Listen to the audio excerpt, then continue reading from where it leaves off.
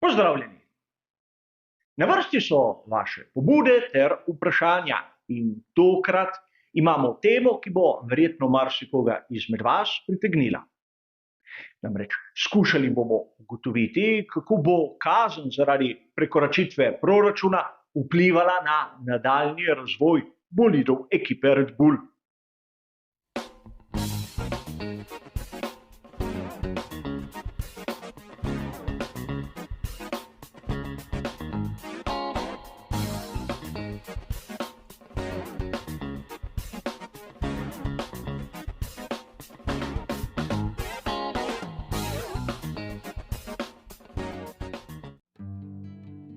Pred nekaj dnevi sem objavil prispevek, kjer smo govorili o tem, kako je Red Bull RB18 ne samo najboljši bolid v sezoni 2022, ker je osvojil naslov med konstruktorji, ampak tudi zaradi tega, ker je bil najbolj vpliven model, ki so ga nasprotniki najbolj kopirali.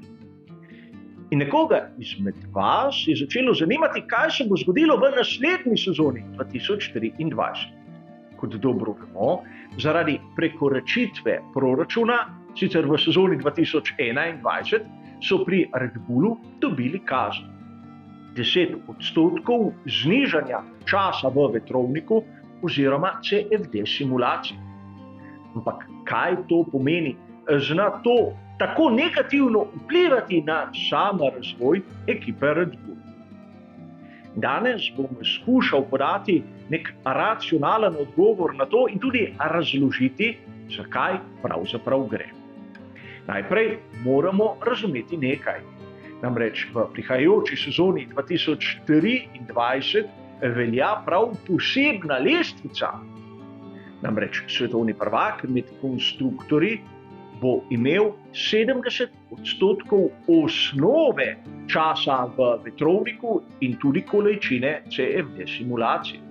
In ko govorimo o osnovi, je seveda treba imeti v mislih ono, kar je veljalo v sezoni 2021. A to je tista normalna lestvica. Namreč Red Bull bi imel v tem primeru 70%, Ferrari jih bo imel 75%, Mercedes 80% in tako po 5% naprej. In vem, oni na dnu lestvici bodo imeli več kot 100%. A Red Bull je kaznovan od 70%, jih moramo odšteti 60%, torej 63% osnove. In kaj sedaj to pomeni? Verjamem, da malo kdo se je ukvarjal pravzaprav s tem, kaj pomeni 63% osnove. V vetrovniku bo imela povprečna ekipa 320 poizkusov v naslednji sezoni ali približno 400 ur. In za poizkus se šteje vsak primer, ko hitrost zračnega toka v samem vetrovniku gre nad 18 km/h. Red Bull v tem primeru bo imel samo 202 poizkusa. In na dan bodo lahko opravili največ 2 poizkusa. In sedaj nam so zadeve že malce bolj jasne. A marsikdo v tem primeru bo dejal, to bo negativno vplivalo na realizacijo novega bolida, imenujemo ga RB19. Niti ne. Namreč bolid naslednje sezone je začel nastajati nekje po poletnem premoru te sezone. Torej, ko bo 1. januarja vstopilo v veljavo novi pravilnik, bo Red Bullov bolid v bistvu že napravljen. Težava bo pri razvoju tega bolida in pri nastanku novega. A vidimo lahko, da tudi kar se tiče simulacij CFD bo kar nekaj omejitev. Namreč tista osnova nam pravi, da lahko ekipa s temi simulacijami razvije 2000 različnih delov. In cel bolid je res lahko en del, ampak vsaka sprememba se tudi šteje seveda v to količino.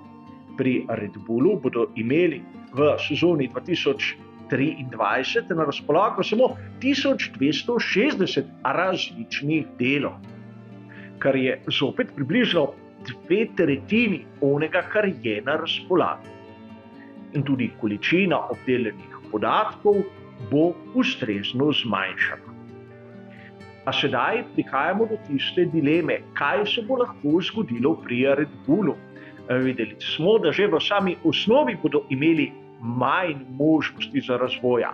Tistih 10%, čeprav nekateri mislijo, da je to minimalno, je na koncu res ogromno. Namreč odločiti se bodo morali glede tega, kaj žrtvovati, razvoj aktualnega bolida ali nastanek onega, ki ga bomo videli v sezoni 2024. In poleg tega bodo morali biti izjemno varčni. Namreč ne bodo si smeli privoščiti nobenih napak. In o čem govorim? Namreč v že prej citiranem prispevku smo lahko videli, kako so ekipe pravzaprav spremenile podobo bočnih struktur. A pri Red Bullu enostavno ne bodo imeli ur v vetrovniku, da bi se lahko takšne spremembe privoščili. Zato bodo morali biti prekleto pozorni in dobro premisliti, kakšna bo tista primarna oblika, ki jo bodo potem z minimalnim vložkom resursov razvijali. In ukolikor jim bo to uspelo, ne vidim razloga, zakaj ne bi bili konkurenčni tudi v sezoni 2023 in 2024. Ampak ukolikor se jim zalomi samo ena sama malenkost, bi lahko videli negativne posledice v prihajajoči in tudi naslednjih sezonah. A tudi to je nek čar Formule 1. Kako je lahko nekdo konkurenčen, kljub temu, da nima na razpolago vsega tistega, kar imajo nasprotniki. Ampak skupaj bomo morali počakati še nekaj mesecev, da bomo ugotovili, ali bo Adrianu Neweyju in seveda njegovim sodelavcem to uspelo. Za danes, za odgovor na to vprašanje, je pa to seveda vse. Hvala za vašo pozornost in seveda nasvidenje.